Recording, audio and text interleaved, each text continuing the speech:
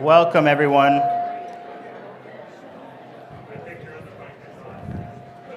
Welcome to the 22nd annual spring celebration of the Youth Advocacy Foundation. Giving them a minute to get this hot mic. Thank you for joining us tonight. We're so happy that you're all here. My name is Cheo Bourne, and I'm honored to be asked back to return as your MC after a very successful event last year.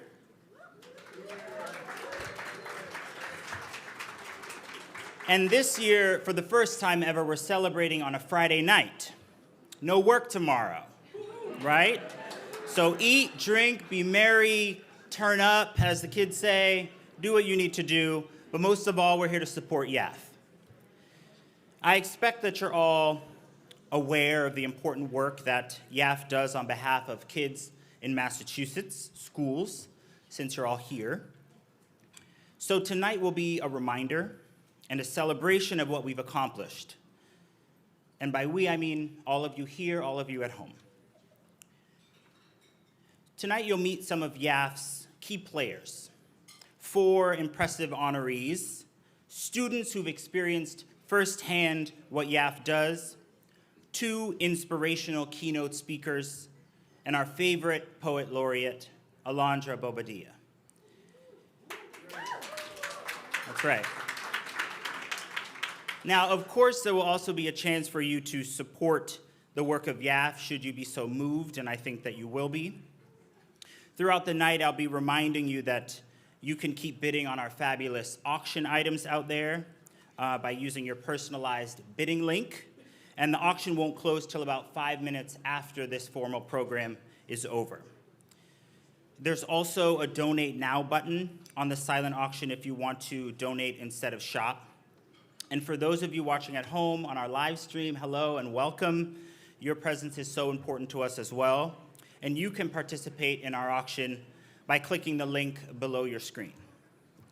Okay, now, before I introduce our first speaker, let me say a couple words about why I'm so happy to be here again with you. Besides the fact that you can learn in my program, and by that crazy photo of when I was so young and thin and didn't have a child, you can learn that I am a performer, an actor, singer, and I'm also a born and raised Boston boy. Born in Dorchester, that's right. And I went to Union Baptist Church down the street in Central Square my whole life. And I grew up in the Weston public school system. I was a Metco program member, a Metco kid. And I am so aware of how critical it is that kids get the support and placement that they need and that they deserve. I'm also the proud father of a 2-year-old. Last year I was the proud father of a 1-year-old. Nobody here told me 1 is very different than 2. Please send help. Now, let's get on with the show. To kick things off, we want to take a moment and give recognition to our musicians. Yes, Israel and Musa. Now, these 2 talented gentlemen have played for us here for the past 5 years, and they're both graduating from high school this month and will be attending prestigious music schools. Israel and Musa.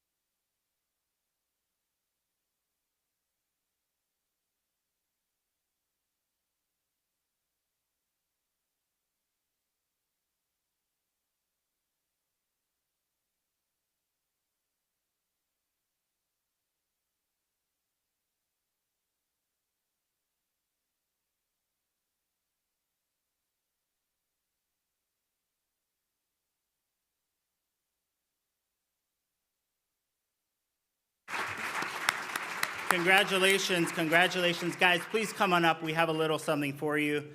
I know how rewarding and challenging it can be to have a life in the arts, and so I'm really looking forward to what the future has for you.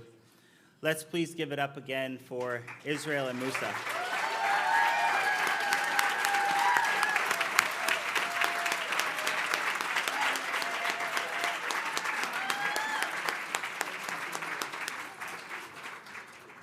Now, I am so pleased to call to the stage Ducci Gonçalves, Chair of the Board of YAF and Deputy General Counsel of YAD, the Youth Advocacy Division of the Committee for Public Counsel, also known as CPCS. Ducci will be recognizing those who made this event possible and will introduce our first speaker. Ducci.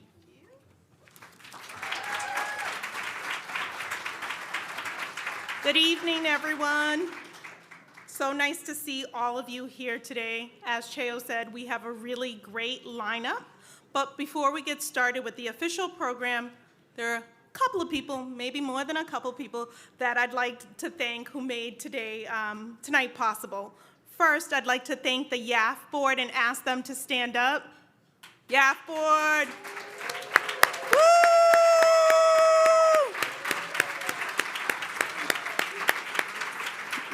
The YAF EdLaw team. Woo! And the last group I'm going to ask to stand up is the Event Planning Committee. These are the people you have to thank for all of the great food in the back, the appetizers that have been around. Thank you guys so much for all your hard work. As well as the volunteers who helped us get ready yesterday and those who are working the event tonight. Those are the people in the blue shirt. I see you guys. Now I'm going to make you stand up because I see you. Blue shirt. If you have a blue YAF shirt. Woo! All right. I promise that's the last group of people standing up. But I really want to also acknowledge the sponsors, the individual contributors, Josh Sellinger for all of the AV work, the Charles Hotel team, Jennifer, Larissa, and James, thank you. And I also want to acknowledge and thank all of the public defenders and other advocates in the audience, as well as the, woo!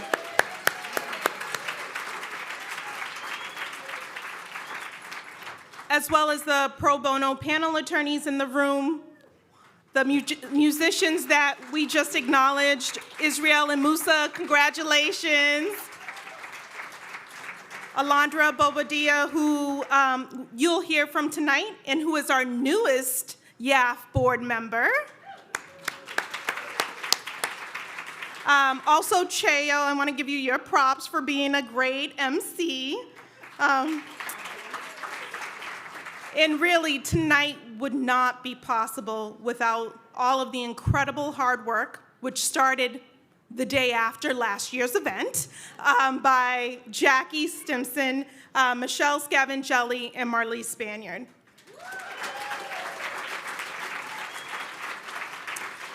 Also, I want to give a special shout out to Anthony Benedetti, our Chief Counsel for the Committee for Public Counsel Services. Anthony, I'm trying to look in the crowd. I really want to take this opportunity to thank Anthony for his ongoing support of EdLaw and for his commitment to bringing the EdLaw attorneys officially into CPCS. We look forward to, We look forward to the work that YAF and CPCS can do together to shut down the school-to-prison pipeline and address the systemic inequities that our clients face. So we're looking forward, and as we look forward, it is really exciting to have an Attorney General, Andrea Campbell,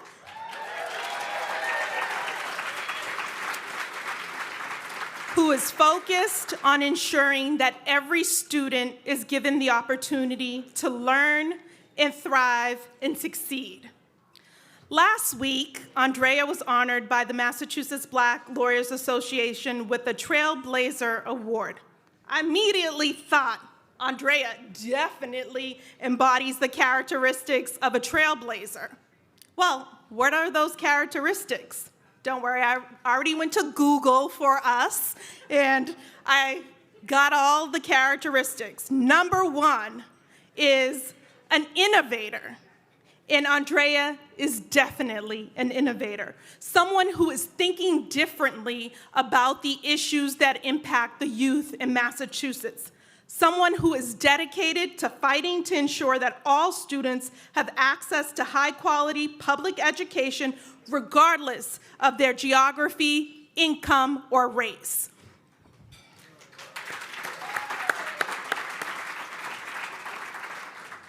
Another definition under Google is pioneer, and she is definitely a pioneer.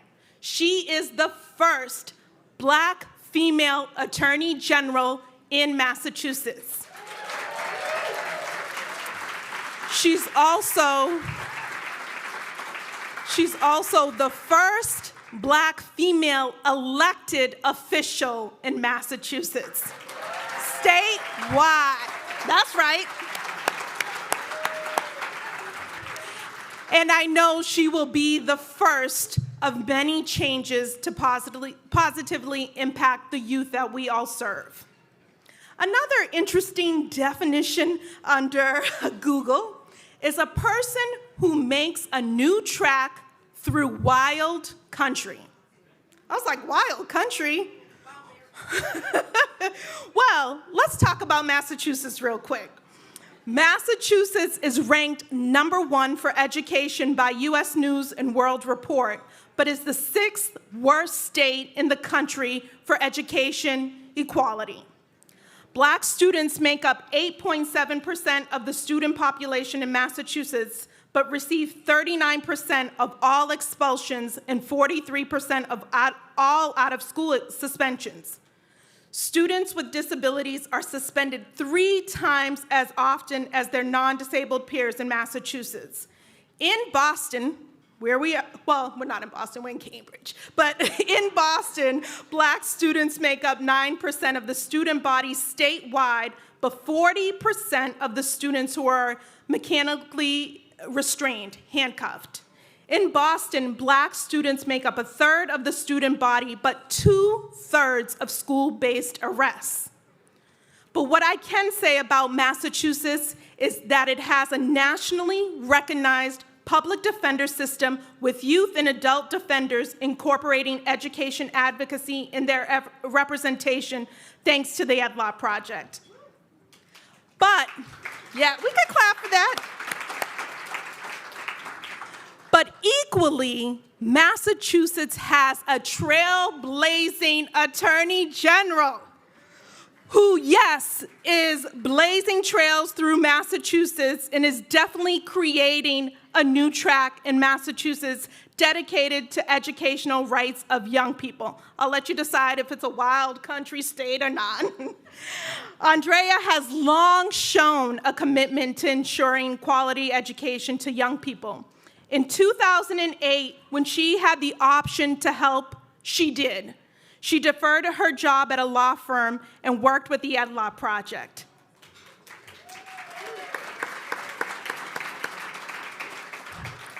As a product herself of the Boston public school system, Andrea's life really exemplifies the transformative power of education. She knows firsthand that education can break the cycles of incarceration, poverty, and open doors and opportunities that can change lives. She believes that an attorney general must play a vital role in ensuring that every student is given that opportunity and a learning environment to succeed. Without further ado, please help me welcome our Attorney General, Andrea Campbell.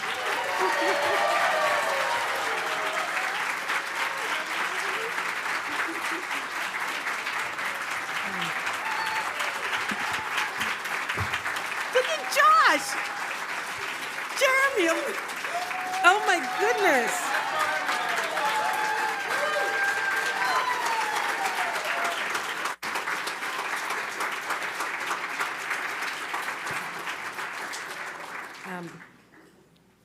thank you. Josh led that. Josh, you look fabulous. We saw each other at the Roker breakfast this morning. I just was saying, as Ducci was introducing me, this is not about me. We're here tonight to celebrate and to honor the work of YAF, CPCS in many ways, of course, the EdLaw Project, YAD, and the incredible attorneys and staff who work hard every single day. I often say probably overworked and underpaid to make sure not only that every child has access to an incredible education, but that we are indeed breaking cycles of criminalization, poverty, trauma, and doing it through the juvenile justice system and transforming that system, the education system, and so many other systems. So it is an honor and a privilege to be here. And if you were at the breakfast some of us were at this morning, some didn't show up tonight because you started early this morning. I said I know exactly where I need to be. So this is not about me, but I do want to quickly acknowledge I have a few team members from the AG's office. If you work for the AG's office, stand up. Please do. And I told them tonight to Carlos, Amanda, David, two incredible attorneys, and Carlos, an incredible staff member. And Amanda used to be on the board for YAF. We were on the board together for YAF. And David used to work for CPCS. And so I'm taking the talent from all of you, in hiring or promoting. So they do incredible work when it comes to criminal legal reform, government accountability, juvenile justice. We are more than a partner in this work. We get this work. And so I'm here to say, not only should you buy the tickets, buy all of them, and give your money to this incredible organization because it makes a difference, and volunteer in your time, lend your expertise, show up because the work they do every single day is not pie in the sky. It changes lives, transforms communities and families for good. How do I know this? I started my legal career with the EdLaw Project.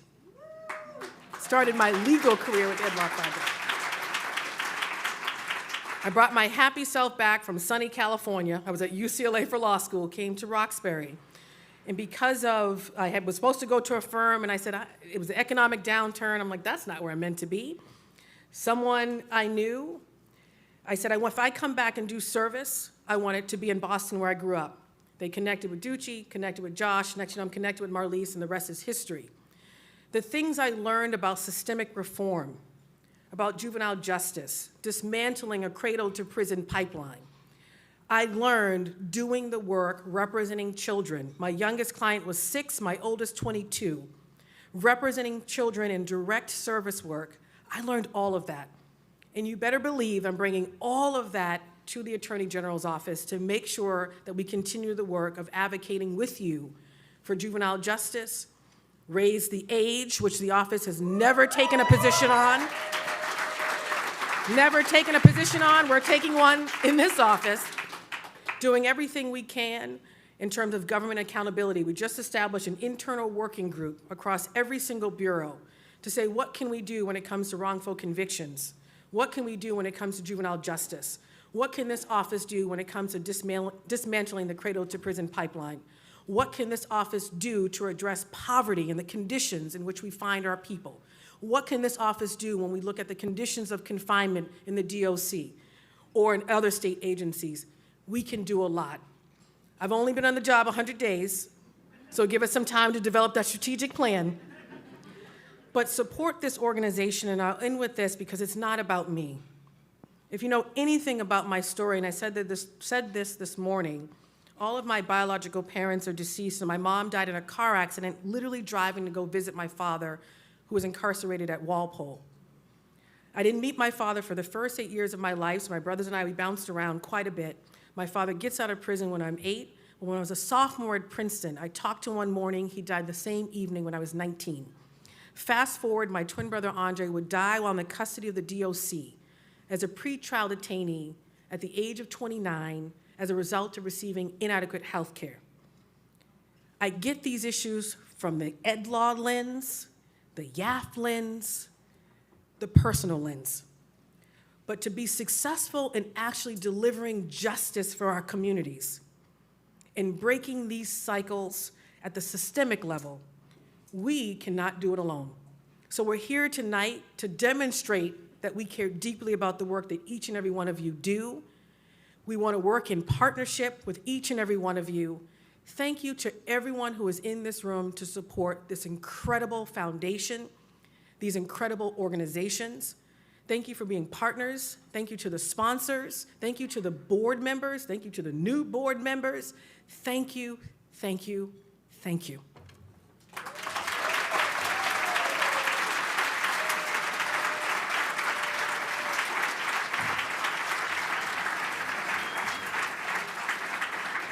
Wow.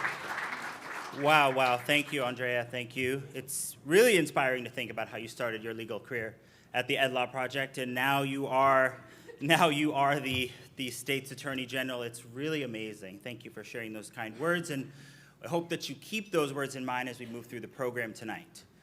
Now, I want to bring someone to the stage who is very important. She's the Executive Director of YAF and a Senior Counsel with the Ed Law Project, to present our first honoree of the evening, Michelle Scavangelli.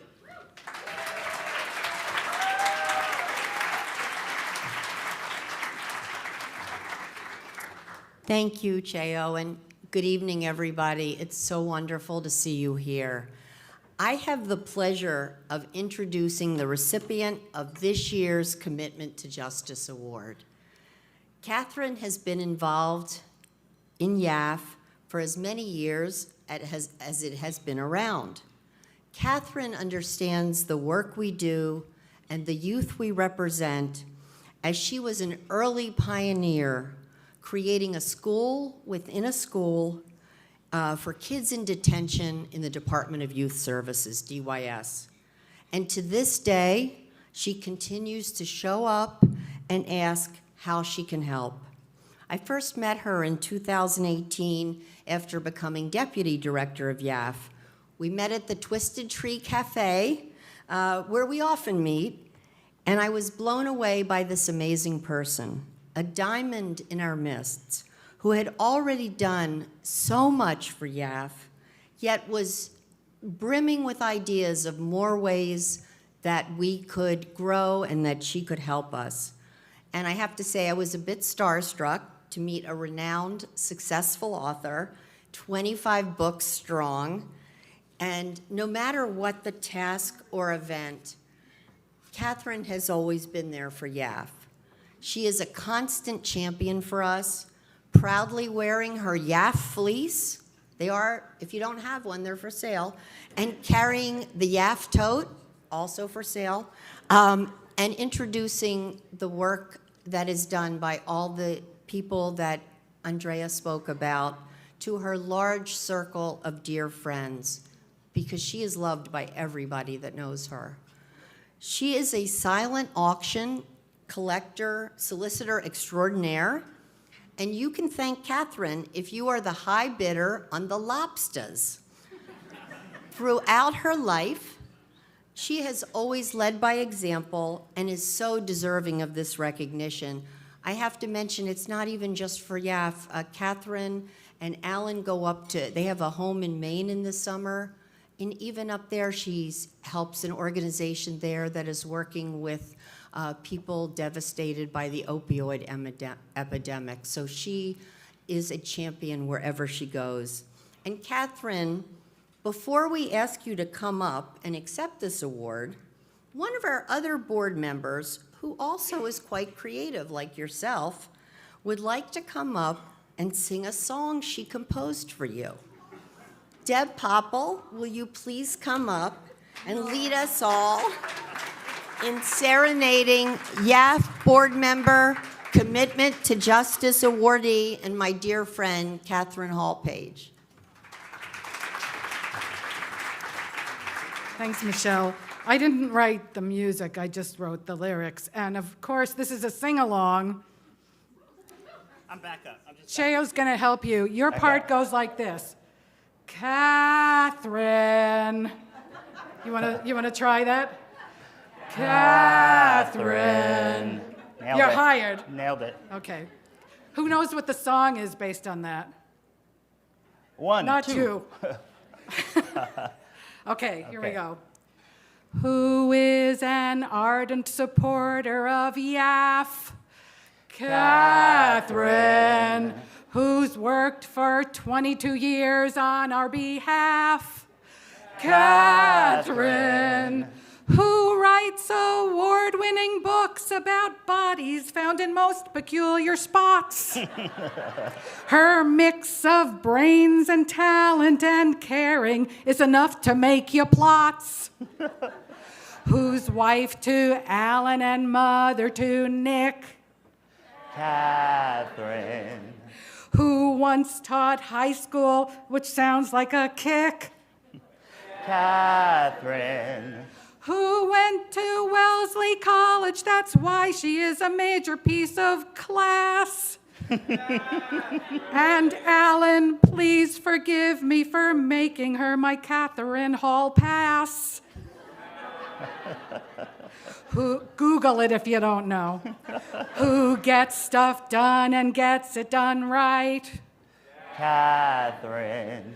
Who are we honoring here tonight? Catherine. We're deeply in your debt for your counsel, generosity, and love. Your work with our organizational proved to be transformational. We think you're just sensational, Catherine. Well, you guys did great.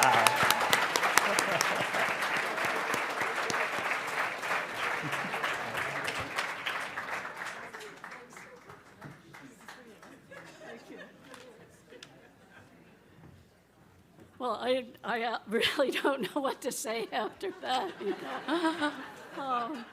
Except thank you. I am overwhelmed when Michelle and Marlise asked me about this, and truly, over this time, I have received so much more than I have given, and I am not just, it's not a kind of eating humble pie or anything, but just to be involved with this organization and with the individuals. It's not about me, just as Andrea said. It's just all of these individuals. I came on board as friend of Josh, one of the FOJs, and met Josh through his absolutely fantastic wife, Patty Guerin, and I really felt that this spoke to me, and that I wanted to be involved with it. And so that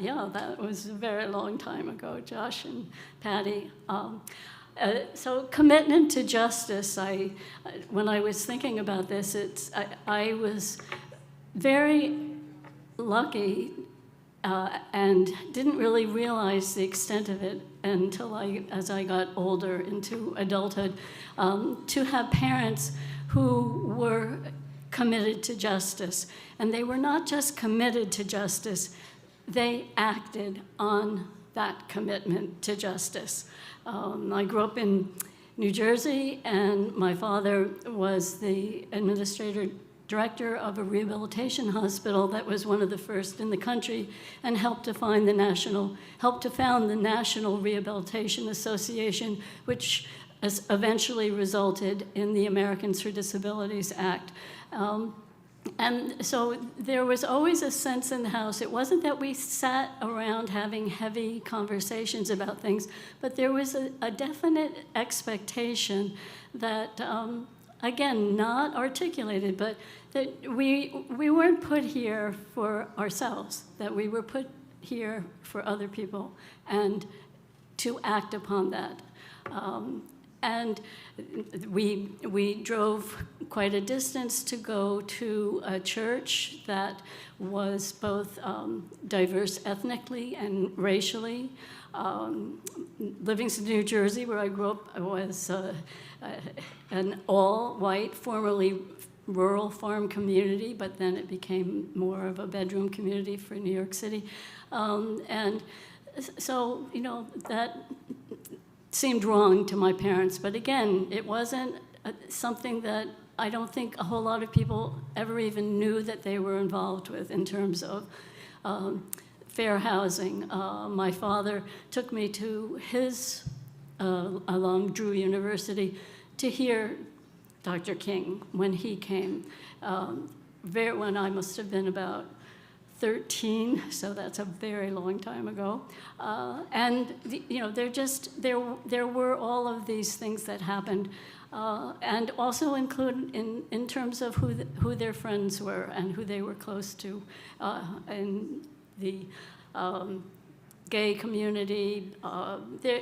We just grew up not thinking that it was odd that Buddy and Jack were best friends with my parents, and Julie and Charlotte, and all of these other people that were dear family friends. And it wasn't until I was really maybe in college, and my Annie Lambert, my college friend, is here tonight, and you know, I think it kind of struck me in college that not everybody had that kind of upbringing and that sort of sense of direction. That again, it wasn't that it was a big deal talked about. It was just, that's who we were, what our values were. And I see those values in all of your faces here, in all the work that YAF and YAD and everything else does. And it is an honor, but it's my honor to be with you. Thank you.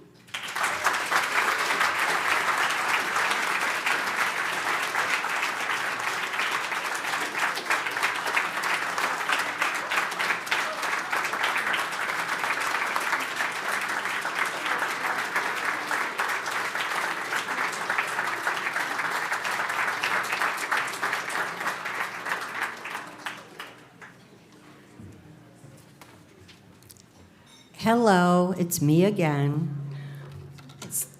Cheo needed a little break, so I did 2 in a row. It's me, right? Yeah, okay, good. So one of my responsibilities in ed law is to coordinate our pro bono panel. This means that I have the pleasure of working with law firms and corporate law departments to recruit and train their interested attorneys in special education law. These wonderful pro bono attorneys, in addition to full-time legal careers, take on fully the cases we refer to them. These are families who meet all of our criteria for legal help, with one exception. Their child, the student in question, is not court involved, so our ed law attorneys cannot provide direct representation. This is where our pro bono panel comes in. Through this model, over the last 7 years, we have represented over 140 additional families. And, thank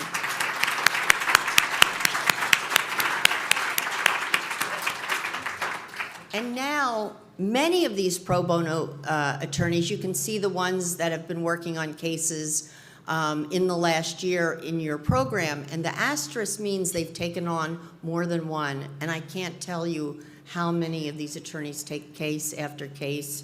There's somebody in this room that has 2 cases at the same time. And our appreciation for these firms and the companies to encourage their attorneys to do this pro bono work is deep and abiding. Many of you are here tonight, and I want to personally thank all of you for your partnership and for being there for these students. And the work all our pro bono attorneys do is amazing, but tonight we are celebrating Patrick Archambault of Choate and Lexi Reynolds of Proskauer, and that was Andrea's first firm.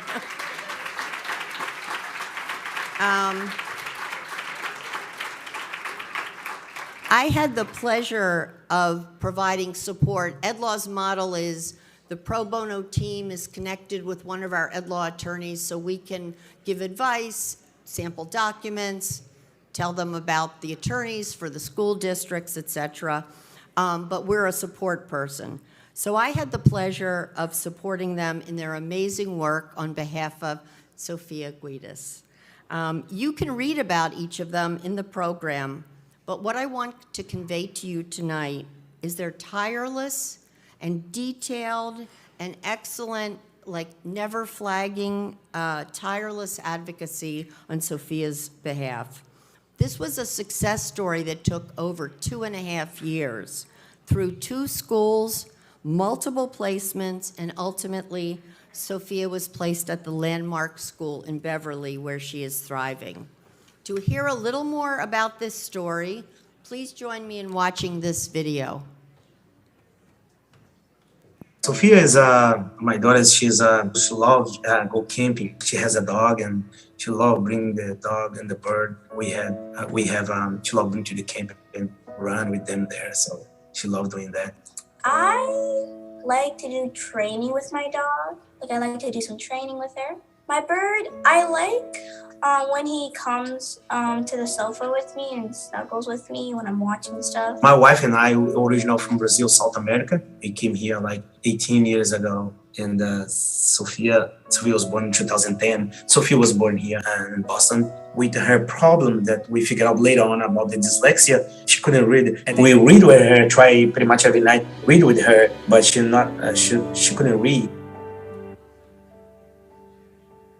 We first met the family in February of 2020, and Sophia presented as a very, very smart, eager person to learn. And her father, Nielsen, was also very supportive and cared a lot about making sure that she got the support that she needed in school. And so we were connected to them through EdLaw, and first started trying to secure her services at the charter school where she was attending. But it quickly became clear that they were not going to have the services that she needed. So at that point, we worked with her and her family and with Nielsen and Elaine, her parents, to both get outside evaluations to identify, what was going on with Sophia and what might help her. Unfortunately, it was then a long road of pushing and fighting as much as we could to secure the services that Sophia needed, because even our home district wasn't able to provide that. We interviewed a lot of different out-of-placement schools, and Landmark was our first choice because we felt that they had the services that would best meet Sophia's needs. It must have been a Friday afternoon when we got a call saying that she was accepted into Landmark and that they would be able to accommodate a spot for her. And, it was probably one of the most, most amazing feelings, very humbling experience to have that opportunity to tell them. So Sophia's been at Landmark now for the past 5 or 6 months since the beginning of the school year. And it's been so great to hear from Nielsen that she's liking it there, she's making friends, she's doing well.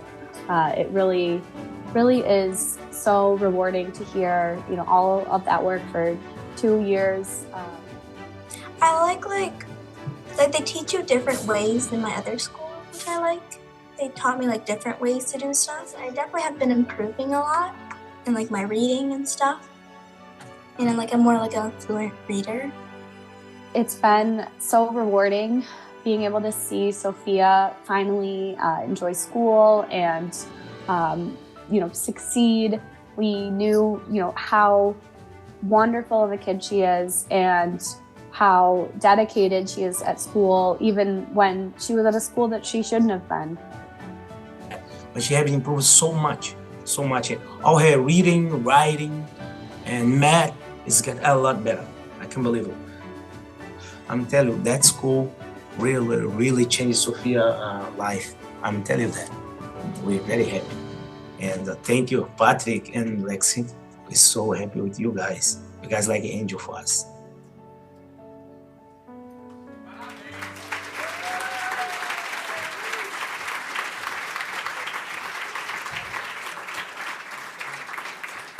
So Patrick and Lexi, would you come up?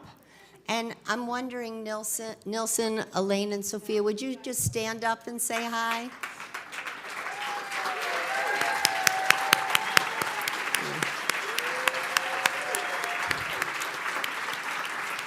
And I want to give, I'll let them come up, but I want to give a very quick shout out. She knows I'm looking at her, Kathy Mason. Please stand up. This is a wonderful lady who was one of the evaluators who worked with Sophia.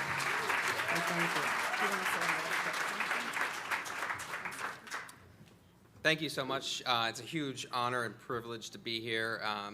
Nielsen, I want to thank you and Elaine and Sophia for putting your confidence in us. You know, it's an amazing feeling being here, and we're happy that we had the opportunity to work with you. And thank you, Michelle. And you've been an amazing mentor for us. And Lexi, you were an amazing colleague. It was awesome working with you, and you know, you worked really hard and kept me motivated. So, thank you very much. And we just really want to thank Ed Law for making, you know, this an opportunity for us to really help, and I'm excited to take more cases. I really want to thank Nielsen especially. This wouldn't have happened without you advocating for your daughter, not stopping 1 minute. So thank you.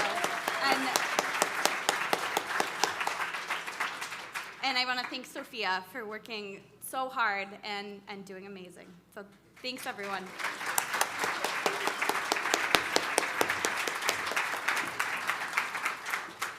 Wow, well, great job, Alexi and Patrick. Thank you so much. And Sophia, I mean, you are very impressive. When I was coming up, we were just waiting for Friday night so we could watch TGIF again. But you are an amazing young woman, and your persistence and your resilience and your parents as well, really standing for you. It's beautiful. So thank you.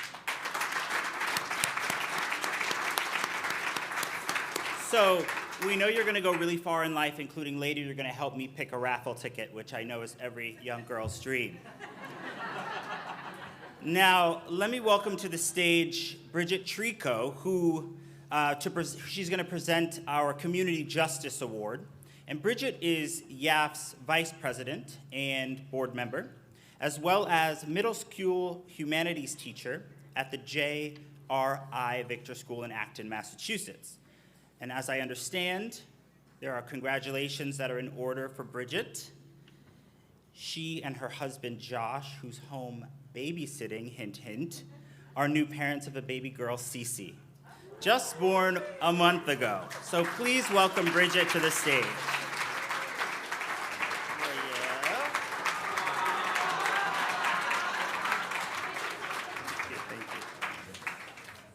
So I'm told she's watching at home. So hi, Cece.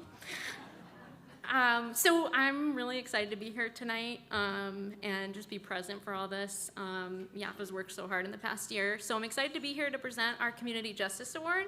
I've had the privilege of serving on the YAF Board of Directors since 2015, as well as being a JRI day school teacher since 2017. I could not be prouder of the partnership between these two organizations with quite iconic three-letter acronyms, I might add. The Justice Resource Institute is an incredibly impressive organization with a hand in every social service area in the region. But the work we acknowledge tonight is that of their Juvenile Justice Division. This division works tirelessly to promote equity in the youth justice system and advocates for the fair and humane treatment of youth who do enter the system. They provide medical and psychiatric care and access to specialists for detained or committed youth in DYS, as well as juvenile court clinics across multiple counties. They also deliver specialized clinical care to juvenile offenders in their statewide treatment program, the Butler Center. For many years, YAF and JRI have worked in tandem to support children and their families caught in the legal system and are committed to advocacy for these individuals from childhood to emerging adulthood. JRI's Juvenile Justice Division is perfectly aligned with the mission of YAF. It's also very aligned with my own personal values, so I'm honored to represent both organizations. And even more honored to present this Community Justice Award to CEO Andy Pon, Janice Brownhill, and Mark Hutchinson, Division Directors. Thank you for your service. Come on up.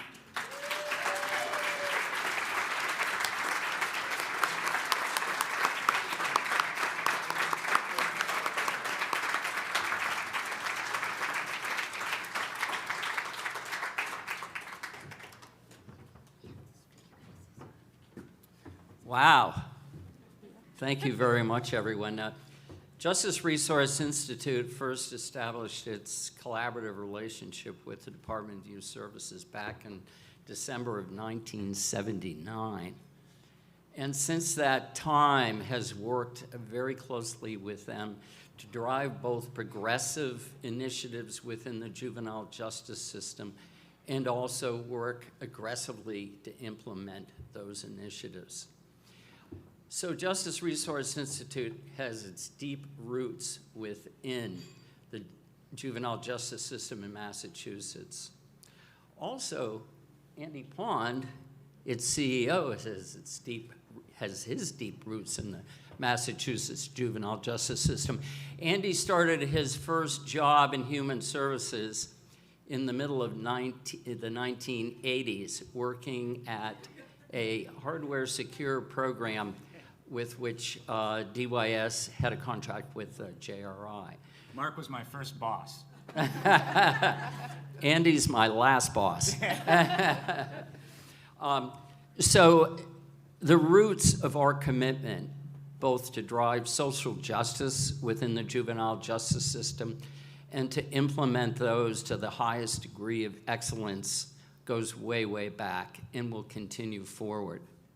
I also want to acknowledge the support we get somewhere out there. I know the commissioner, acting commissioner Cecily Reardon is. You got to stand up, Cecily, somewhere you're out there. Where are you? Way back. Okay. Cecily has been so supportive as we try to identify progressive reform within the system and implement those reforms. She's been very supportive and worked very collaboratively with us. It's just been inspirational. So thank you, Cecily. So we thank you very much for this award this evening. And it only represents a new beginning. We will continue developing and growing from those roots that we have initially developed back in 1979, both in community-based services and residential services. Thank you. Thank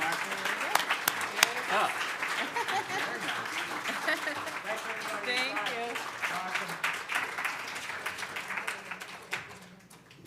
Wow, thank you. Thank you. What an amazing organization. And thank you for all that you do to help the kids here in Massachusetts. Now, I want to welcome a man to the stage, Sam Harold, a public defender from the Roxbury Youth Advocacy Division office. Please. Now, come on up. I mean, you're a little early. I got to talk about you for a little bit. You can stay, though. It'll just be very embarrassing and great. Okay. All right. All right. Sam knew from an early age that he wanted to work as a public defender. And during the summer after his first year of law school, he volunteered at the Somerville YAD office. And while at YAD, he developed a passion for working with children stuck in the morass of the court involvement. And after 2 years of working in adult defense, he was thrilled to return to YAD Roxbury in the fall of 2019 and has been representing children in the Boston juvenile courts ever since. And if you think that all that Sam does is in the courtroom, in April, Sam ran the Boston Marathon. That's 26 point some number I will never need to know miles. But most importantly, raised $13,000 for YAF. Please.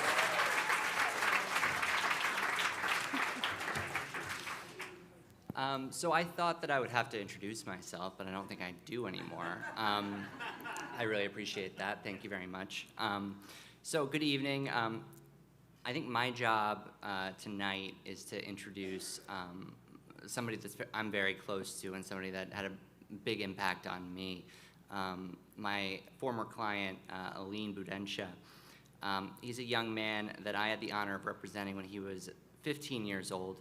And when I met him, I was struck by his intelligence, his charisma, his resilience, in the face of a great deal of adversity in terms of his personal circumstances as well as his court involvement.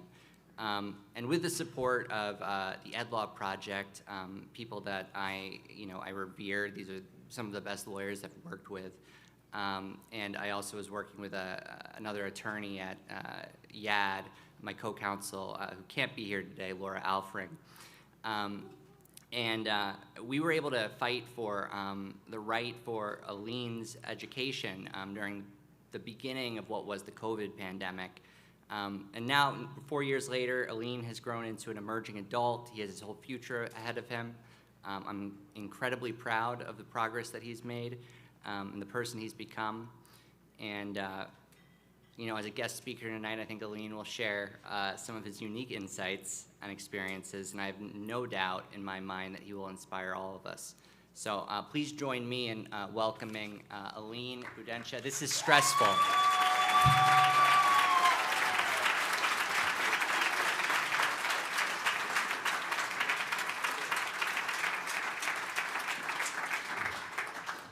Oh, this is intimidating.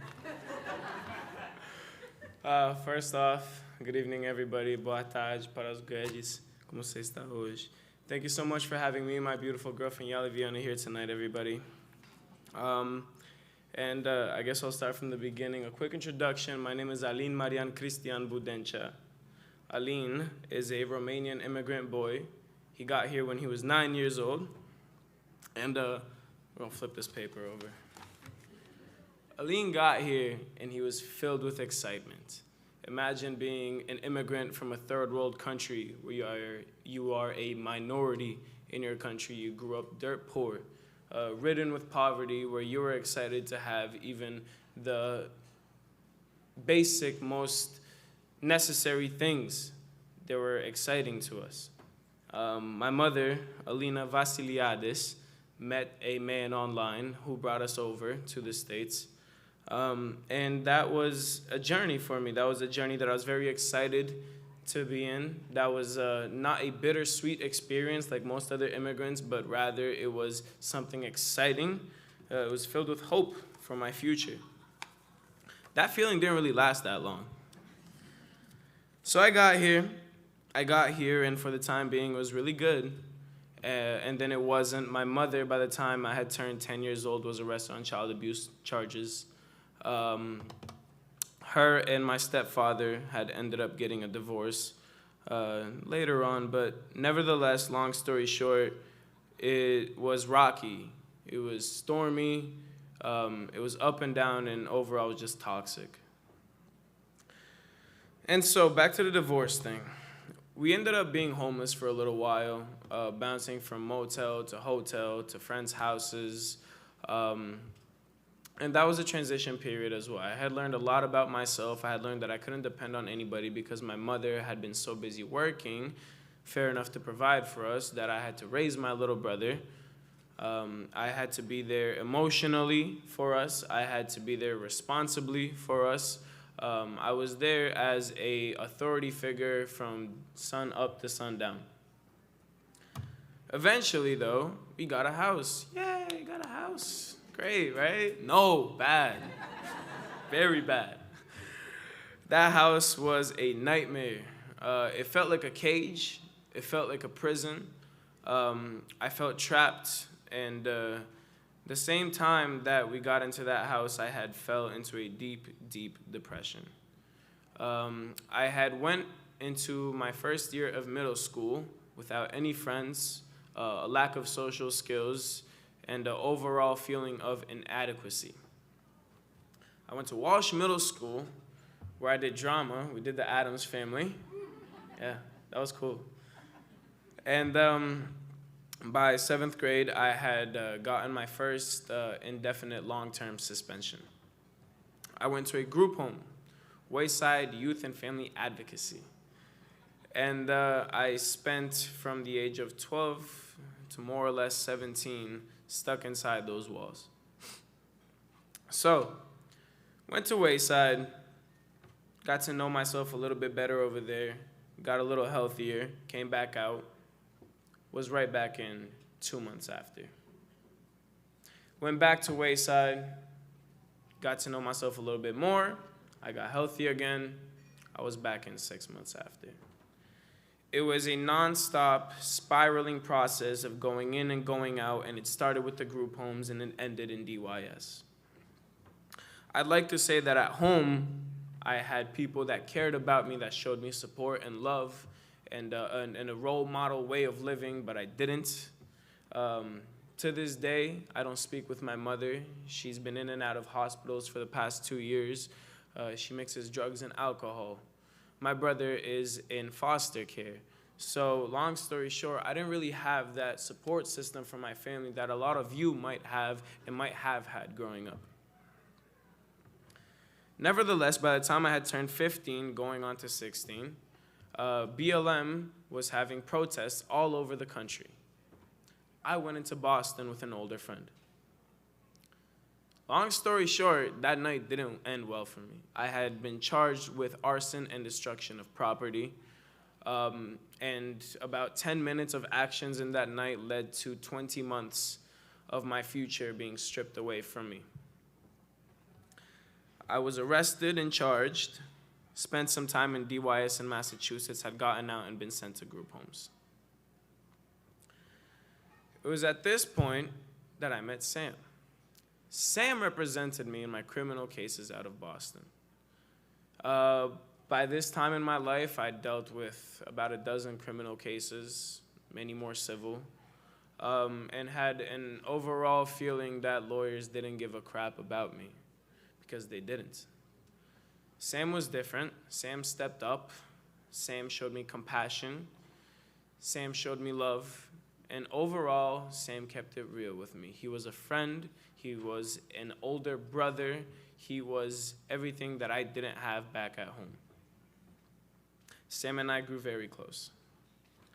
We went through the case as more events happened, unnecessary things to speak of tonight, but long story short, me and Sam got through that. At the same time that I was dealing with this criminal case out of Boston, Framingham Public Schooling was giving me long-term suspension hearings to keep me out. It wasn't the first time they had done this. It had been an ongoing process since I was 12 years old. It seemed like they just didn't want me. I've been feeling attacked by them since I was a little kid. Any little thing that they could pick on, they would. And I'm not the person to victimize myself at all. I was an honors straight-A student. My disciplinary record in school is almost non-existent. I made mistakes outside of school, almost none inside. And it felt like they just kept coming at me relentlessly. Sam specializes in criminal cases. We're talking about civil education. So, who do I go to when I'm now in high school? I'm in my sophomore year. I only have this much left to go. I'm scared. I want to finish. I don't want to be kicked out again and forever. I went to Sam. He's the only lawyer that ever showed me compassion. Sam doesn't specialize in this. Doesn't specialize in this. So he called the Youth Advocacy Foundation, where he recognized pros. He recognized people that knew how to get the job done. He recognized people that cared about the job that they were doing. He got in contact with the Youth Advocacy Foundation, and they built together a team like no other. I'm talking better than O.J. Simpson. It was incredible. It was crazy. So we met with the principal, right, after long planning, relentless preparation, and almost flawless execution. I mean, I am so grateful for the team that Sam had gotten together for me and the work that they had done for me. But it didn't go our way. Sam and the Youth Advocacy Foundation taught me about an appeal, which is something that no other lawyer had ever told me about. I didn't even know that you could go and say, wait, hold on, retry, right? So we retried. And we went to the superintendent of Framingham Public School District. And we rebuilt and we regrouped and we got ourselves together and we said, you know what, this is our final chance here. Let's try and get this done. After about a month and a half of preparation, countless phone calls and meetings, just slinging back from one phone call to the next, talking with everybody, trying to make sure that everyone was good. And they were calling me. I'm used to organizing everything, and they made me feel like everything was all set, and they were in charge, and they made me feel secure and safe. We went into that meeting, and unfortunately, it also didn't go our way. That broke my heart. That was a hard hit. I'll be honest. Thankfully at the time, I was in foster care. So I was transitioning school districts, and I went to Southbridge, and Southbridge gave me a chance, and I did well over there. And then I got locked up for said case in Boston. So things happen. Nevertheless, I got out of there. I got out, and I got my GED. I said, I'm going to make the best of my situation and try and do something with myself. I got my GED, and I got a full-time job where I was promoted several times. I went from working in the to-go department of Olive Garden to being their certified trainer, and now I'm a full-time bartender at one of the busiest restaurants in Framingham.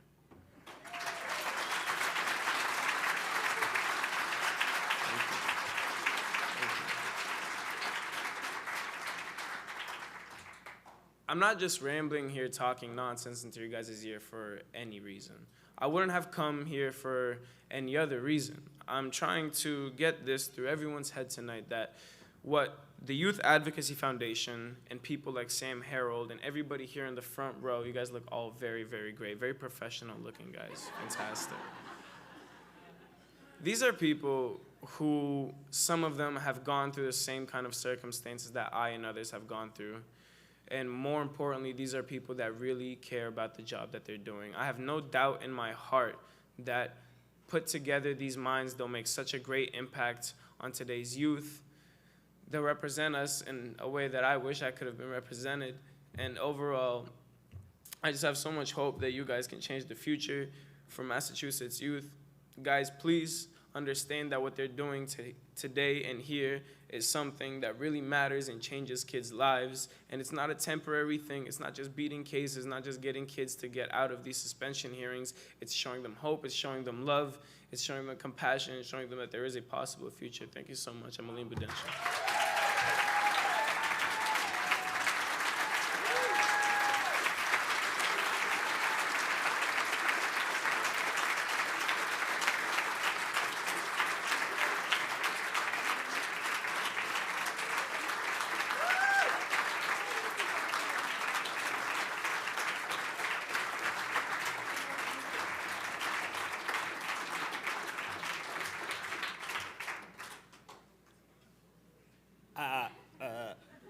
I mean, I can't, so I won't. But, you know, in honor of your star turn in the Addams Family, I think let's take this, the high culture route, folks, for a little bit. And don't worry, you're not gonna have to sing along again. That portion's over. But our next presenter is appearing here for the third year and has truly become a part of the YAF family, so much so that she recently joined the YAF board, reading a poem that she wrote especially for YAF. It's my thrill to present the 2020 Boston Youth Poet Laureate, Alondra Bobadilla.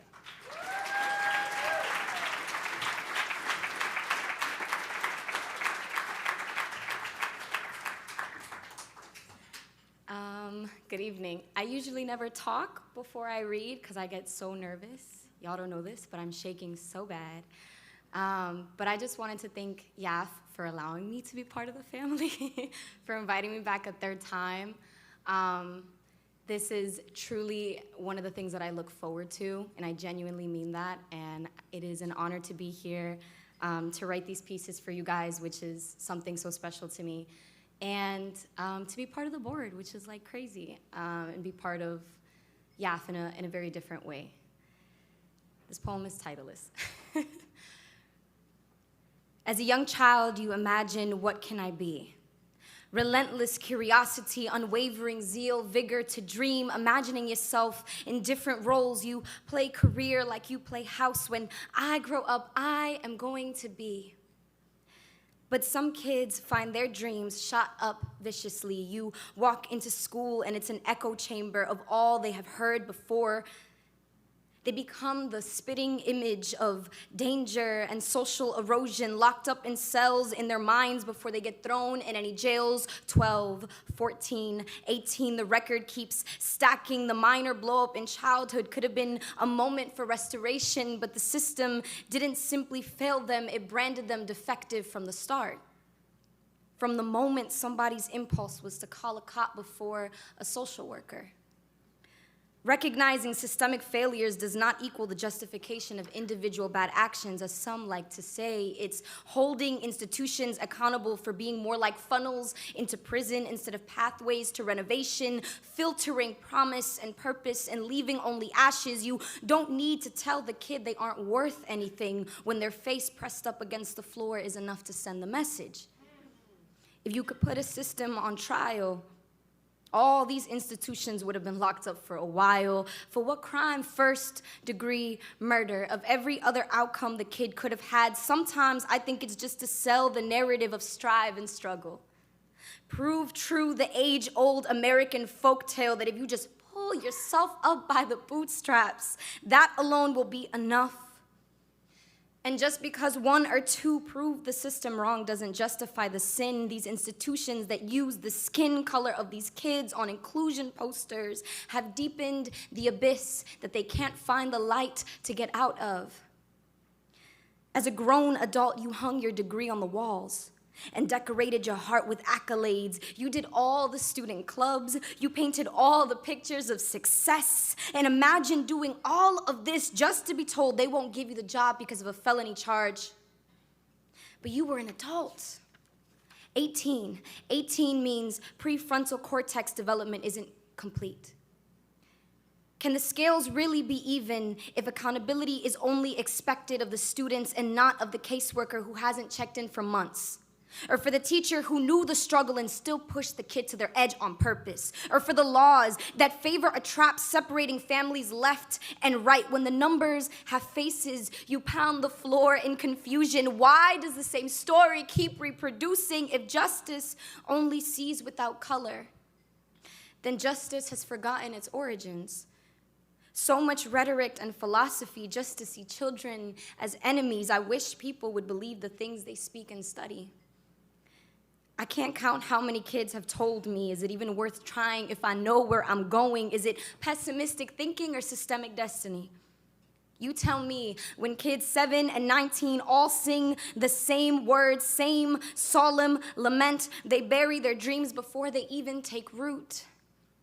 So sirens are less of a lullaby, more of an omen, a deterministic result, where Tupac's words echo, I see no changes, and for some reason people still can't find the reason, and talk of systemic oppression still comes off as a conspiracy when we tell these suit and ties that they set the kids on our block up and a fire has started and they won't take the part in the fall. They don't take the part in the fall. When will the fire stop burning? When will the fire stop burning? Thank you.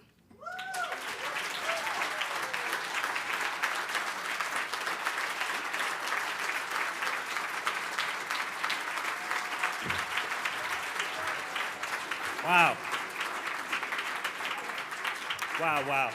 Thank you so much, Alondra. You are a super talent. You know that already. And now we have a little unexpected surprise. In a few moments, we're going to get to hear from another of Yad's and Edlaw's clients, Luis D'Souza. But to introduce Luis, let me welcome to the stage Elizabeth Levitan. And Elizabeth is senior counsel from the Edlaw Project. And please come to the stage, Elizabeth.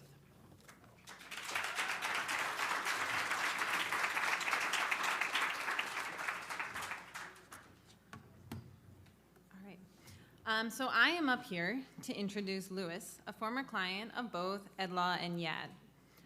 I met Louis after his mom reached out to us when a school police-led contingent of cops came to their house because of an incident at school.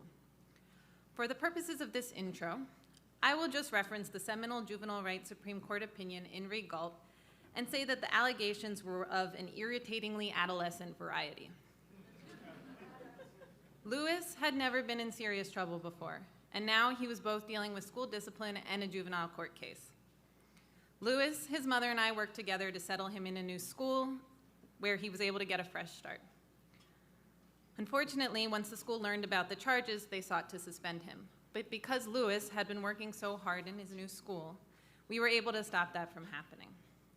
For his court case, Lewis was referred to Ziad Hopkins, the attorney in charge of the Yad Quincy office, and Jeff Whiteside, the social worker in that office. Together, through Ziad's creative litigation, Jeff's support, and Lewis's hard work and focus on engaging in positive activities and moving forward, they were able to get the court case dismissed. Lewis is now attending college and graduated on time.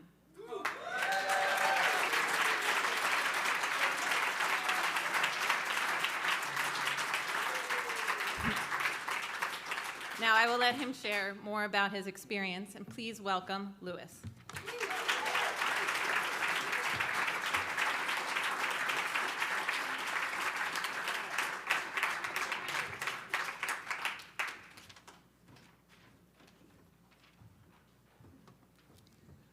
To be honest with y'all, I don't even remember taking this photo of me up here. Starting off, school wasn't something I was always, the best at. Growing up, I usually went to school just to make other people laugh. I seeked the attention that I never really got at home, especially since my sister was born. The attention went down, and I never really was able to get a hold of my own parents to ask for the things I needed or the attention I needed. So when I was in school, I was most of a jokester. I never really took anything seriously. I was always putting my work last and all that stuff. Some people were comparing me to the Black Ryan Reynolds, here and there. But the start of my senior year, near the start, regular day of school, I was making jokes.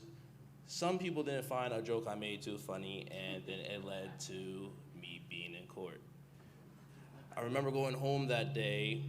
I got dismissed early from school from my mom. I wasn't having a good day mental-wise. And when I got home, I went to sleep. I woke up to my mother shaking me over in my bed. "The cops are here for you." Now, I've never been in a cop situation before, so waking up to that and then being told that the cops are waiting for you, my heart definitely dropped in that one moment. So now, because of that situation, I did go through, I tried to contact many different lawyers, and none of them really was giving me the best advice that seemed very reasonable, seemed common, seemed common sense. But that was until I met Mr. Hopkins. Now, Mr. Hopkins, in my personal opinion, is my Saul Goodman. Oh my gosh.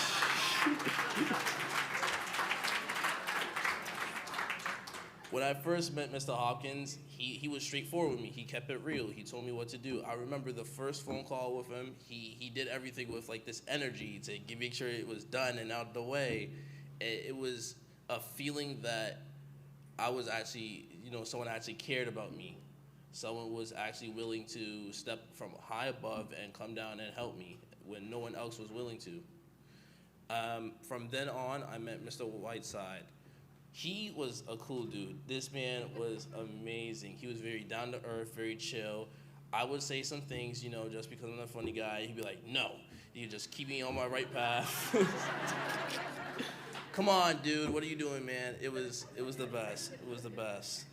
And so from the whole school situation, we thought the best idea was for me to transfer schools. I went to a school that was closer to me by a lot, 5-minute walk, Randolph High School. And from there, everything was going set until I tried to go and try out for the basketball team. So basically what happened was that they sent a paper that Avon needed to sign back. And then that's when Avon had told Randolph about what was happening before I transferred. And that is where Ms. Levitan came in. So I had an in-person meeting due to the fact that they found out Ms. Levitan at the time was pregnant, And the fact that she came out to come help me while she was pregnant really spoke a lot to me. Also, in that same day, she got into a car accident coming to see me.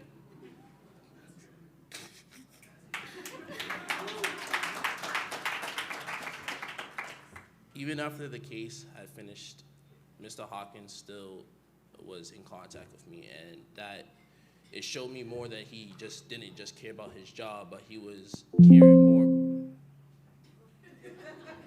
Okay, that he was just caring more to me like I'm a human being. I'm not just a money sign to him, and that's really what spoke to me. And the people I've met across the way has just been amazing. Miss Levitan is super kindful, joyful. I've never seen her have like a sad frown on her face. She has this vibe that really gets you up and jumping. Now, since everything is over, now I have 2 jobs. I'm going to college. I'm studying for criminal justice.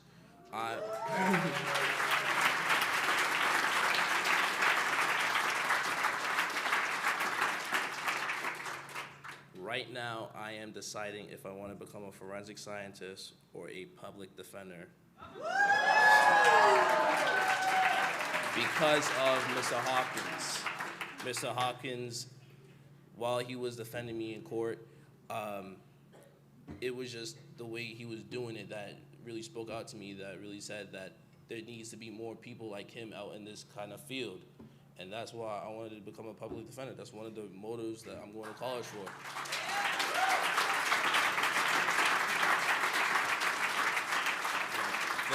Thank you.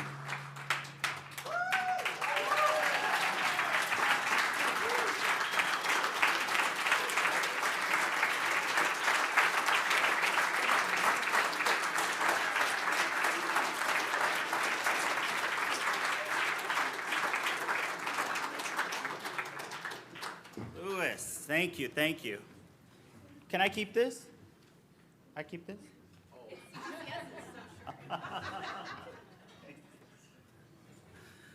All right. So now I'm very pleased to introduce the president and CEO of YAF and the director of the Ed Law Project, Marlise Spaniard, who will introduce our amazing keynote speaker tonight. Marlise.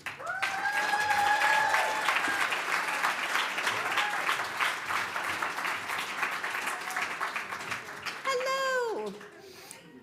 What a beautiful night. We have this perfect weather. We have this wonderful turnout. It's so lovely to see you. I've given so many hugs tonight. Everywhere I look is somebody I know and a friend and people that have been doing this work for years. And I'm so grateful you're all here. Thank you. Throwing a big event is quite an undertaking, but every year, in the trusted hands of Michelle, our executive director, and Jackie, our operations and development coordinator, they make an absolutely gorgeous evening, and I just get to show up. And I'm so lucky to have both of them on our team, and I'm just so grateful. So can we just give them a really round of applause? So I'm honored to introduce to you our keynote speaker, Reginald Dwayne Betts. Mr. Betts was only 16 years old when he was sentenced as an adult to 9 years at one of the most notorious maximum security prisons in Virginia, where he experienced solitary confinement, horrific conditions, and constant violence. Mr. Betts did not allow this experience to break his humanity, and instead emerged a poet, a scholar, and an advocate. Mr. Betts is a prolific writer. He's published 5 books, as well as many poems and essays. He has traveled the country as an advocate for changes to the criminal and juvenile legal systems. In 2016, he graduated from Yale Law School, and something I think this audience will appreciate, started his legal career as a public defender in Connecticut.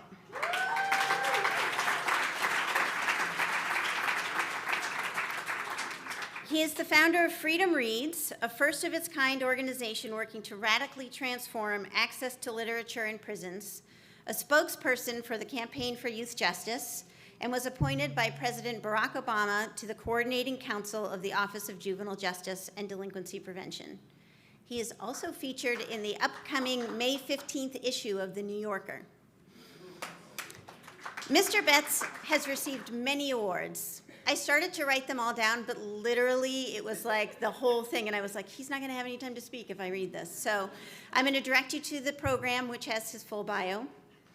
Before I turn it over to him, I also wanna make sure you all know that we have a number of Mr. Betts' books out in the lobby, and he will be staying after to sign the books. Without further ado, please give a warm welcome to Mr. Reginald Dwayne Betts.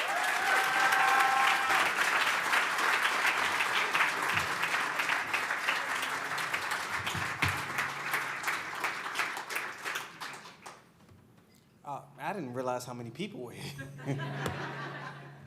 I want to thank you guys for having me. It's a bit of an honor for a lot of reasons. But I should say that the committee who selected the speakers were responsible for my coming here. So if you have any complaints, you should address them to them. I also wanted to give a thank you to the people who are wearing blue shirts. I saw somebody, yeah, please.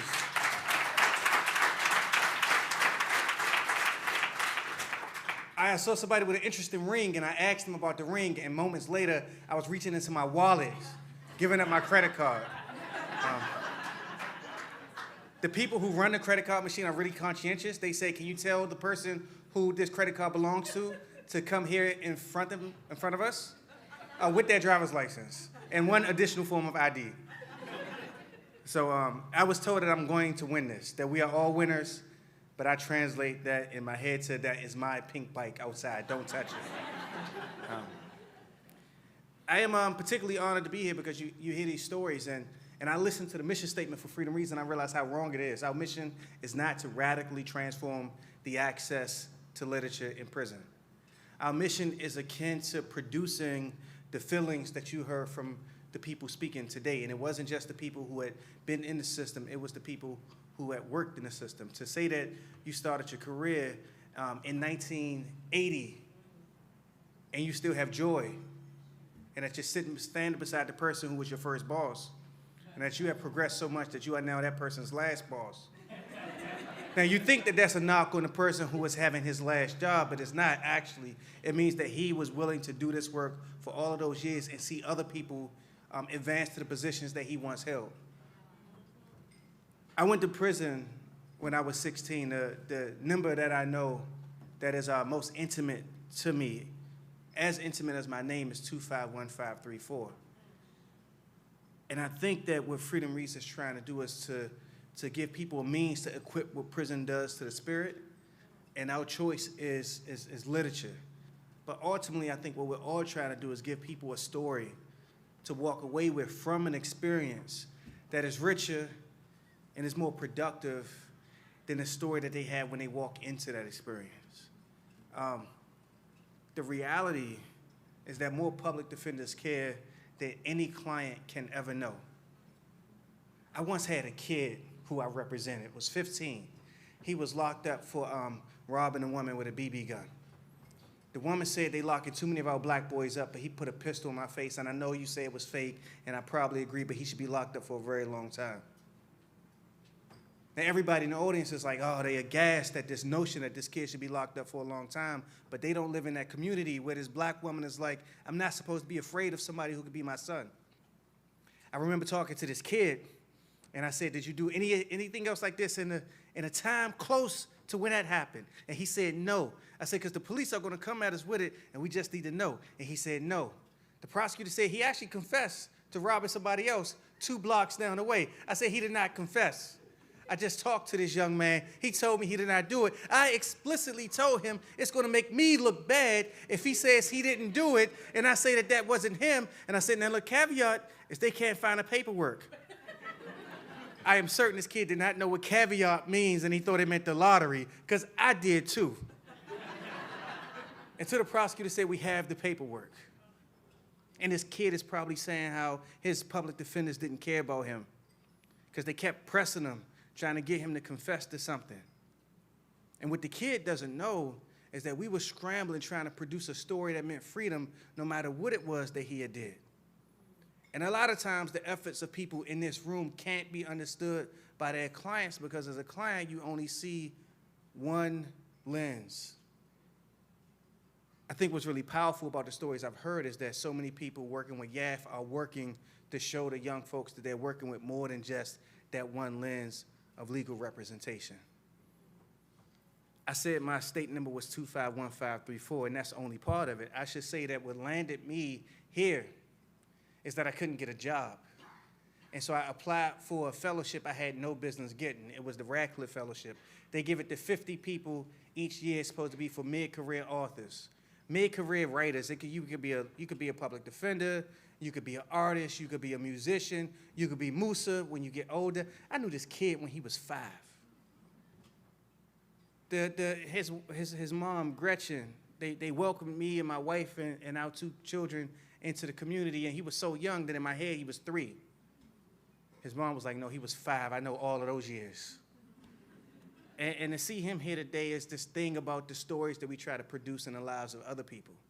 What drove me here is that because I've been to prison, I struggled to find my own story. And applying for that Radcliffe Fellowship was a Hail Mary, which is to say the young folks in this room that's thinking about what they're going to do tomorrow, they should not let what they did yesterday predict what they might do tomorrow.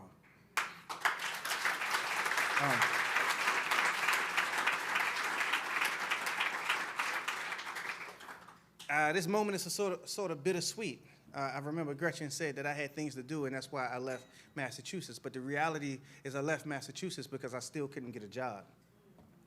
I applied to work at universities that would later give me honorary degrees, but wouldn't give me an interview.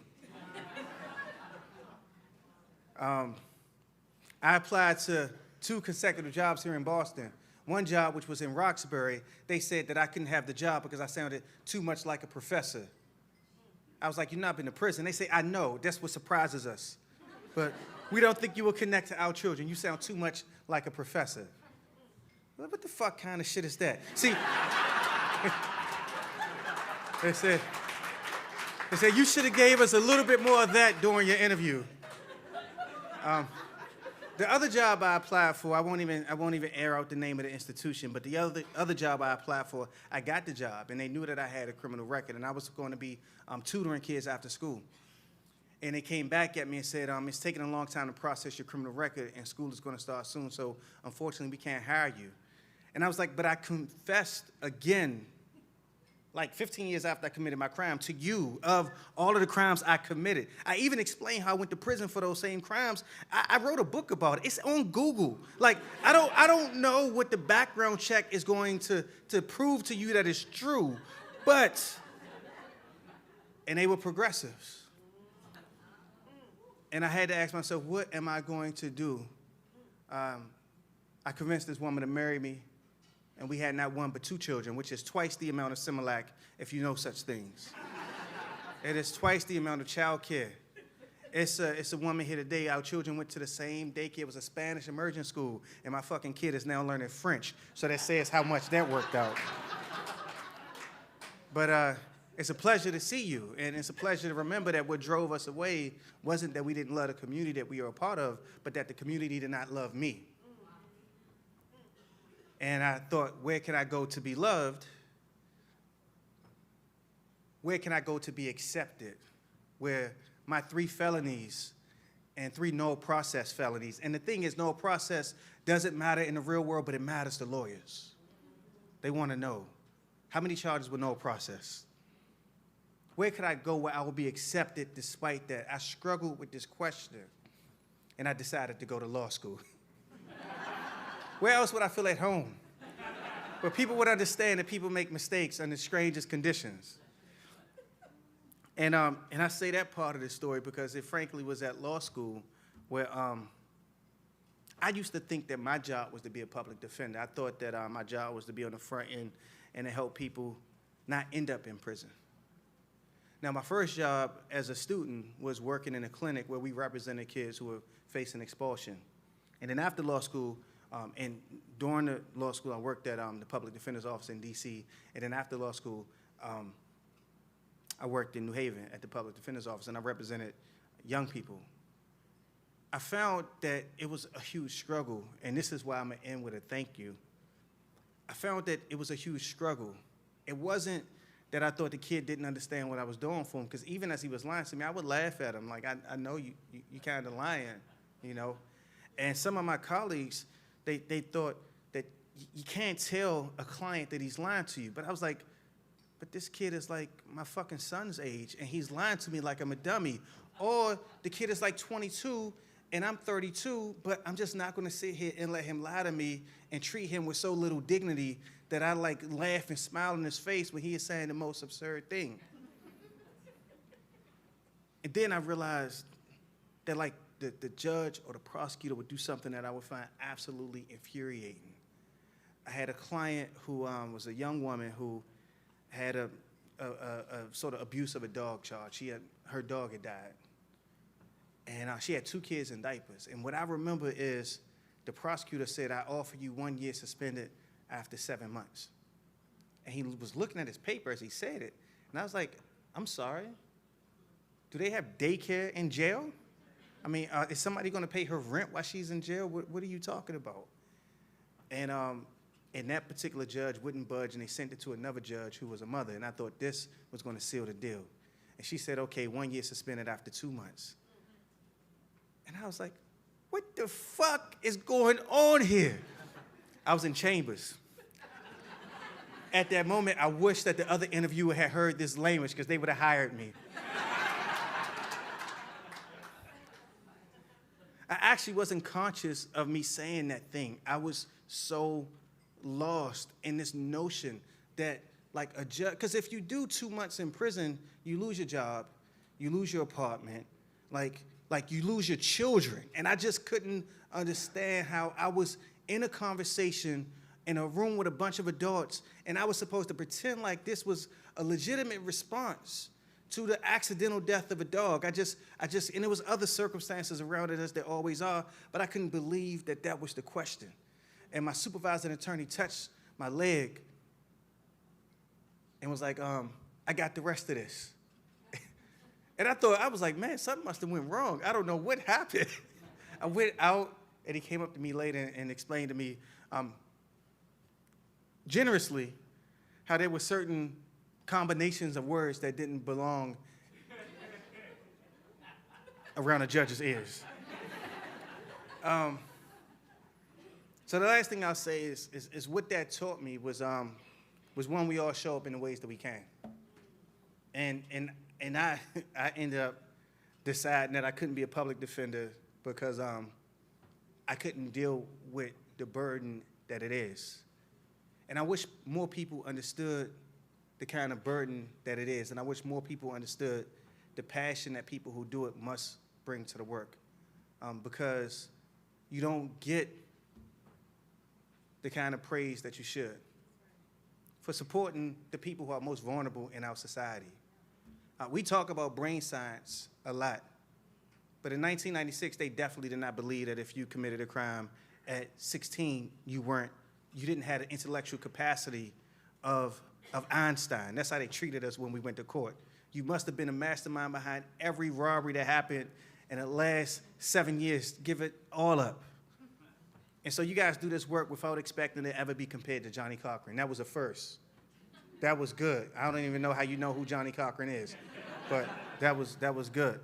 So anyway, I want to thank everybody in this room. It is really exceptional work. And I also want to say it was an honor, like me and Catherine Hall Page were so disrespectful because I got so excited that she was a mystery writer, and we were talking about books. And my 11-year-old kid is reading a murder mystery, and this is like the first adult book that he read. And it reminds me that the power of books and of education at moments like this is that it allows you to process things and think about things in a way that you don't have access to without those books. And you are sincerely prolific. I am just a scribbler of words every once in a while. Thank you.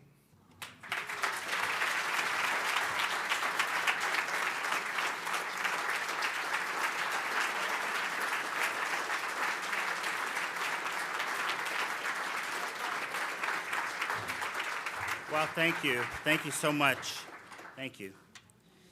Now, I want to just remind you all before we move on that you can purchase Mr. Betts' books in the lobby and learn more about him and his story. All right, friends, we're entering the home stretch here, and you know what's coming down the Mass Pike.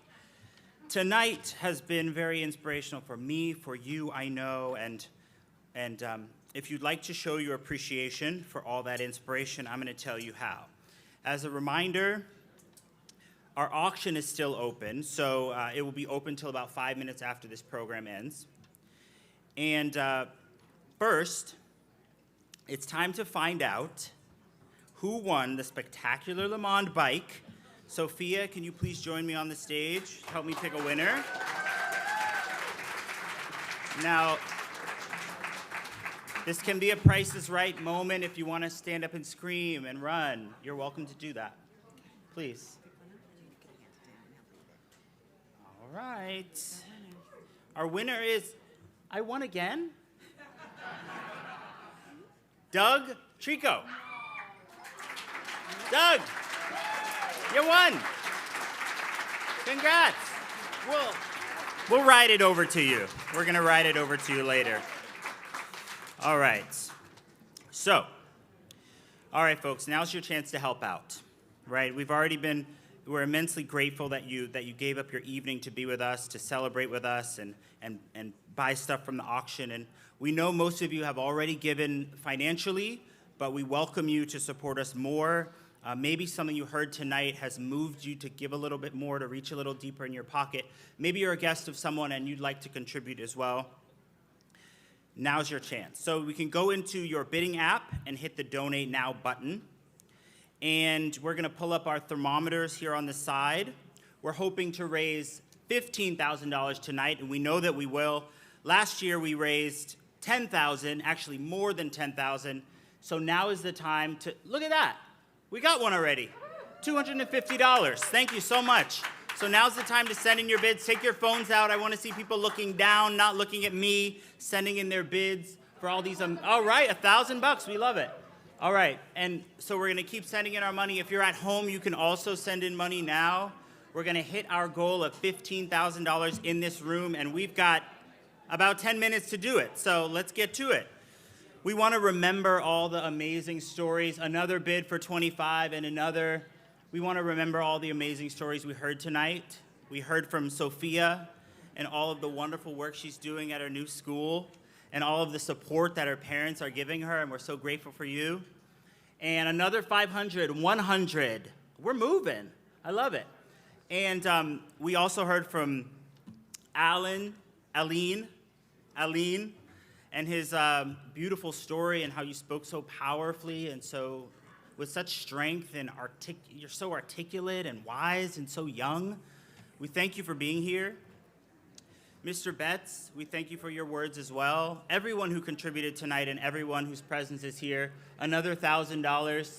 We're almost halfway there, and we've got a lot of time here, so please keep sending your bids in. Barbara Ullman has given $250 out of her pocket. Amanda Hainsworth, thank you so much. Thank you so much. Jacqueline O'Brien, another $100. If you're at home, you can click that link below the screen, and you can process your donation that way. We want to thank YAF for all the amazing work that they're doing as well. Every year, day in, day out, supporting our kids and the schools here in Massachusetts. Thank you so much. This is amazing. Ducci, thank you. Representing. You never quit. I love it. Thank you. Wow. Jean, thank you so much. We're moving. I love the conversation. Get your friends to give a little. If your phone dies, we have charging stations. We actually don't, but maybe someone has a portable charger. They can hook you up. Deb, that's my friend Deb Popple. She just gave. Bridget, thank you so much. We're really doing it. Annie, thank you so much. Remember, this is a party tonight.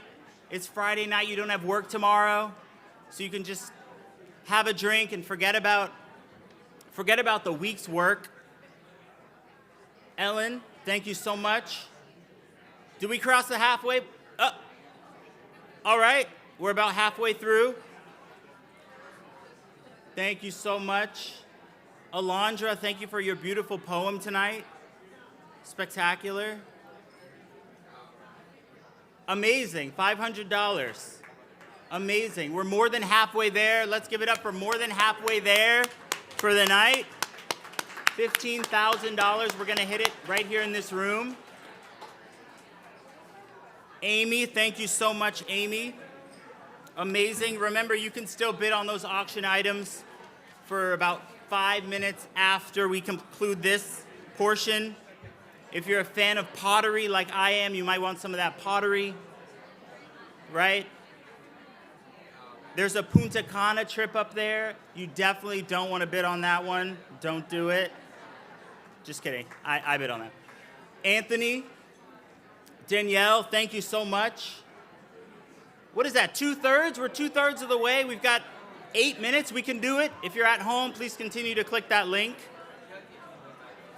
There's a trip to Tuscany. Have you ever been to Tuscany, Rob? Tuscany? Yeah, you've been. You're well-traveled. Maybe go back. I don't know. All right. Who's next? What's the next name going to be? I think it's a Steve. Is it going to be a Steve? Can we have a Steve, please? Anybody named Steve? Now's your chance. Now's your moment. Steve. Can we get a Steve? At home. Joanne, we'll take it. Thank you, Joanne. Joanne Sweeney. Yes. The Honorable Jay Blitzman, thank you so much. Nicholas, thank you. We're doing it. We're doing it, Marlies. Yes. 25 from Jorge, thank you so much. We're gonna do it.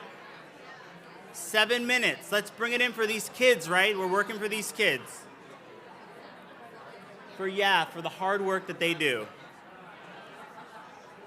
I think the bar is still open. You can get a drink, come back, think about it.